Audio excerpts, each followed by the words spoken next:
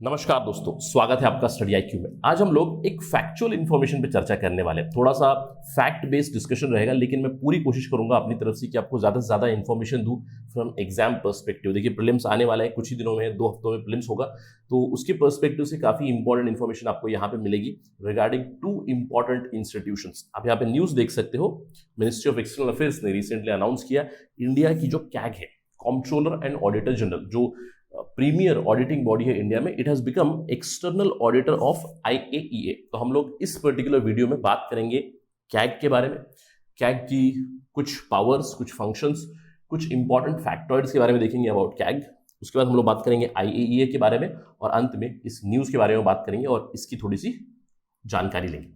तो ये रहेगा आज का हमारा एजेंडा। ये सारी इन्फॉर्मेशन लेने के लिए मेरे साथ बने रहिए स्टडी आईक्यू पर। मैं हूं आपका दोस्त राहुल सायगांवकर। आप इस आईडी पे फॉलो कर सकते हैं मुझे, और अगर आप कॉम्पिटिटिव एग्जाम की तैयारी कर रहे हैं, then do visit our website और download the app from Google Play Store to know more about अस।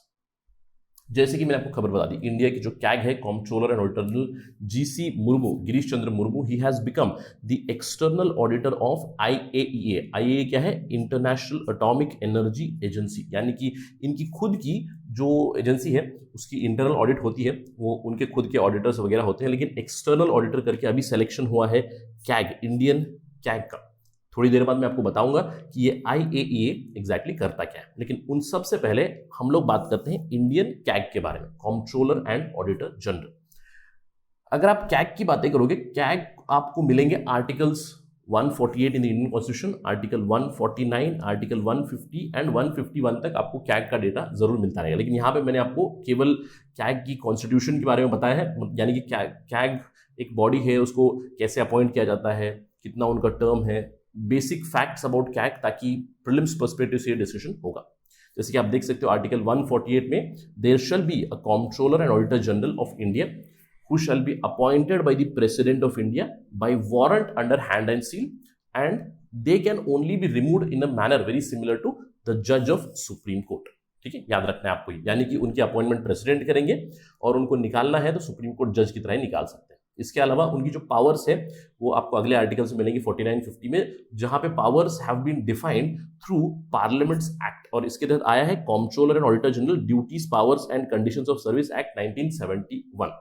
और आपको ध्यान रखना है that controller auditor general, once they retire और once they finish their duty, they are not eligible for further appointment. अब ये तो काफी अंडरस्टैंडेबल सी चीज है। ऑडिटर मतलब क्या होता है कि सरकार का जो पर्स है, सरकार का जो पैसा है, वो कैसे खर्च हो रहा है उसको ऑडिट करता है, राइट। ऑल्दो पोस्ट फैक्टो चलता है हमारा, खर्च होने के बाद ऑडिट करते हैं, बट नॉनदलेस अगर फिर से अपॉइंटमेंट की पॉसिबिलिटी रहेगी, then there would be violation और there would be some sort of conflict of interest, क्योंकि अगर वो सरकार की तरफ से ऑडिट रिपोर्ट देंगे तो आगे चल के शायद अपॉइंटमेंट होगा, कुछ इस तरह की बेनिफिट एक्सपेक्ट कर सकते हैं in future. That is why they are not eligible for any appointment in future. इसके अलावा जो उनकी इंडिपेंडेंस है उसको बरकरार रखा गया है, यानी कि प्रेसिडेंट अपॉइंट करेंगे, रिमूवल उनका सुप्रीम कोर्ट जज की तरह है, और उनका जो भी पैसा है, salary, allowances etcetera etcetera, it can not be voted upon, it is charge upon the consolidated fund of India. तो बहुत ही इंपॉर्टेंट बॉडी है ये कैग।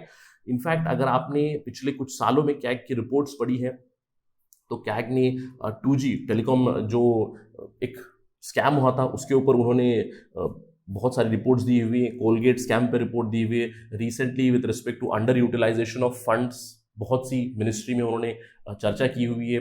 पुलिस रिफॉर्म्स के ऊपर बात की है। तो CAG reports are very very important from exam perspective, do follow them whenever they come out. लेकिन कुछ फैक्ट्स बहुत जरूरी है एग्जाम पर्सपेक्टिव से। जैसे आपको ध्यान रखना है, CAG is an independent authority, और ये कोई भी एक स्टेटमेंट बन सकता है, एक सिंपल सा सवाल बन सकता है, consider the following statements about CAG in India, और कुछ स्टेटमेंट आ जाएंगे, उसमें कुछ गलत स्टेटमेंट देंगे तो उसको आइडेंटिफाई कीजिएगा।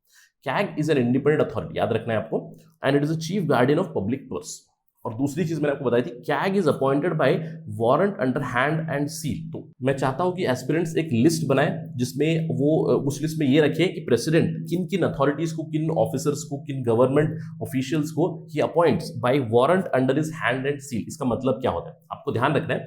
अगर समझ लीजिए you get selected through UPSC और आपकी IAS की अगर सिलेक्शन हुई है, तो आपकी जो अपॉइंटमेंट लेटर आएगी वो भी प्रेसिडेंट से आएगी, लेकिन that would not be signed by the warrant under his hand and seal. तो आपको याद रखना है एक वारंट निकलता है जिसके ऊपर president has to personally sign, that is the meaning of warrant under his hand and seal.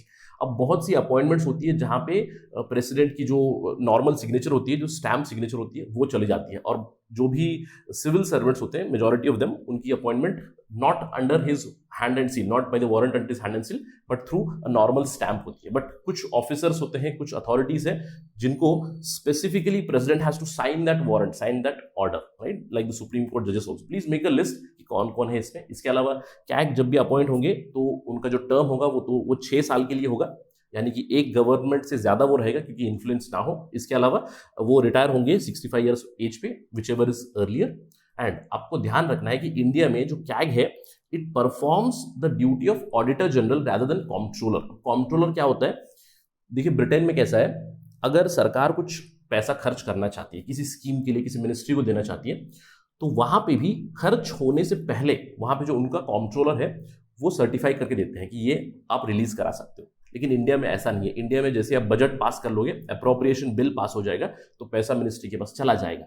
उसके बाद the CAG does the postmortem work, यानी कि खर्चा होने के बाद ऑडिट करते हैं। इसके अलावा कैग सर्टिफाई करते हैं नेट प्रोसीड्स को। ये जो नेट प्रोसीड्स है ये फाइनेंस कमीशन यूज करता है डिवाइड करने के लिए between centre and the states. और एक और चीज आपको याद रखनी है, CAG acts as the guide, friend and philosopher of one committee called as the public account committee। तो ये इसमें से कोई भी एक स्टेटमेंट आपको स्टेटमेंट बेस्ड क्वेश्चन में आ सकता है विद रिस्पेक्ट टू कैग। इसके अलावा मैं चाहता हूं कि आप एक छोटा सा रिसर्च करें। अगर मैं एक स्टेटमेंट दूं, comptroller and auditor general of India compiles and audits the accounts of Union of India, all the states of India and all the union territories of India। अगर मैं ये स्टेटमेंट दूं तो आप मुझे बताइए इज दिस स्टेटमेंट करेक्ट और not. अगर नहीं है तो मुझे ये बताइए कमेंट सेक्शन में कि कोई ऐसा राज्य है क्या जिसका ऑडिट कैग नहीं करता है। अगर नहीं करता है तो क्यों नहीं करता, ये भी जानिएगा। काफी इंटरेस्टिंग सी आपको इंफॉर्मेशन मिलेगी रिगार्डिंग फ्यू स्टेट्स, राइट।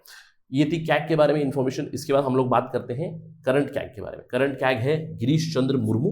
उन्होंने पिछले साल अगस्त 8 2020 को उन्होंने auditor general, comptroller auditor general का जो ऑफिस है उसको हैंडल किया, शुरू किया।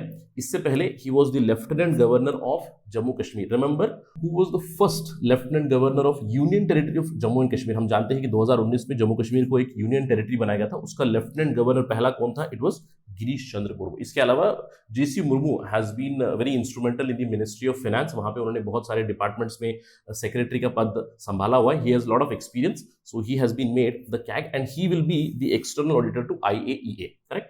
अब ये IAEA क्या है?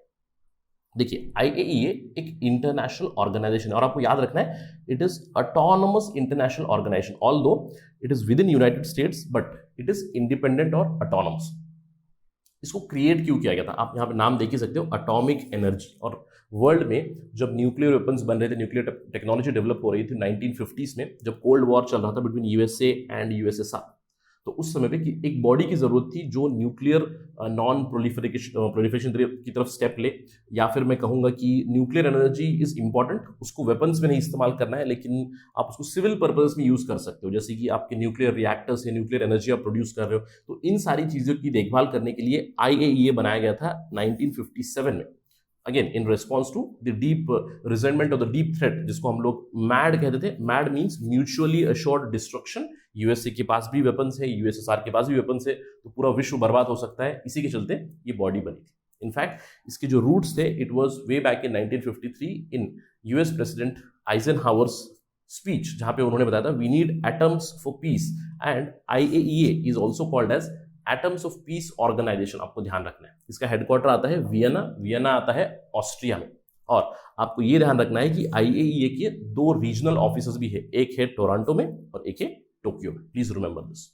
इसके अलावा ये IAEA करता क्या है exactly, what does it exactly do? आपने इसको जरूर सुना होगा जब हम लोग ईरान की न्यूक्लियर डील के बारे में बात कर रहे थे, तो you must have heard about IAEA। In fact India की पर्सपेक्टिव से भी IAEA इंडिया की न्यूक्लियर फैसिलिटीज को ऑडिट करता है, देखता है कि जो न्यूक्लियर टेक्नोलॉजी है, न्यूक्लियर एनर्जी है, उसको वेपन्स की तरफ यूज नहीं कर रहे हैं। तो बहुत सारी हमारी फैसिलिटीज है which are open for IAEA inspection. तो IAEA क्या करता है? It works with member states and even multiple partners to ensure that nuclear technologies are being used in safe and secure manner. ठीक है। और ये रिपोर्ट करता है, एनुअली रिपोर्ट करता है इंडिपेंडेंटली टू यूएनजीए, यूएनएससी। अगर कोई पार्टी है, कोई मेंबर है जो कंप्लाई नहीं कर रहा है आईएईए की रेगुलेशन के साथ, आईएईए की इंस्पेक्शन के साथ, तो उसे रिपोर्ट करता है, then the UNSC can take sanctions, right. United Nation Security Council can take action जहां पे सैंक्शंस वगैरह लग सकते हैं उस देश में। इसके अलावा आईएईए अपनी खुद की लैबोरेटरीज भी रन करता है। बेसिकली अगर उन्हें टेस्ट करना है, उन्हें इंस्पेक्ट करना है, तो उनकी खुद की भी न्यूक्लियर टेक की लैबोरेटरीज होनी चाहिए। तो उनकी लैबोरेटरी है वियना में, सीबर्सडॉर्फ ऑस्ट्रिया में है और मोनाको में, मोनाको इन स्पेन।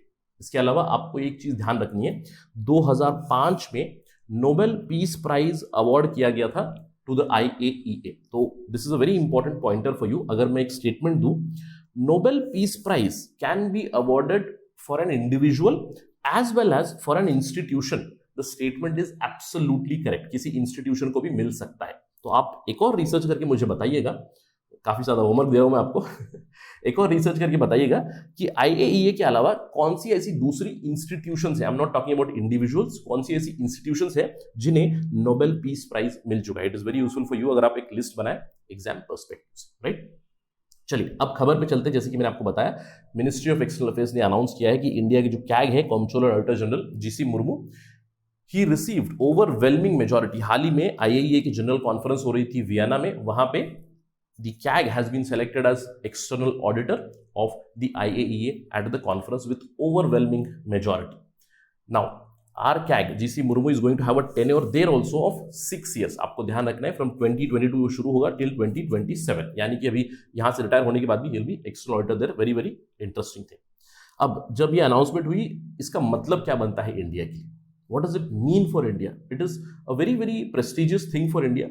एमईए ने कहा जो इलेक्शन हुआ कैग का एज एन इंटरनेशनल ऑडिटर, ये हमारे लिए एक बहुत बड़ी रिकग्निशन है, ये बहुत ही प्रेस्टिजियस चीज है कि इंडिया की जो स्टैंडिंग है इंटरनेशनल कम्युनिटी में, ग्लोबल लेवल पे, ये एक टेस्टिमनी है, ये एक एक्नॉलेजमेंट है कि हमारी क्रेडेंशियल्स, प्रोफेशनलिज्म और एक्सपीरियंस जो है कैग की, it is going to be very helpful even at the international level. So it is a very good thing for India, जिससे इंडिया की मैं कहूंगा इंटरनेशनल इमेज और भी ज्यादा एनहांस होगी। Let us hope that GC Murmu he brings a lot more from IAEA and through the audit, क्योंकि वहाँ की उनकी एक्सपीरियंस हमें मिलेगी, तो it is a very good thing for India. अगर इसके ऊपर कोई डेवलपमेंट होगी, कोई न्यूज़ आएगी, तो हम आपको जल्द से लाते रहेंगे स्टडी आई के ऊपर। But that is it right now from my side. Thank you for watching. जय हिंद।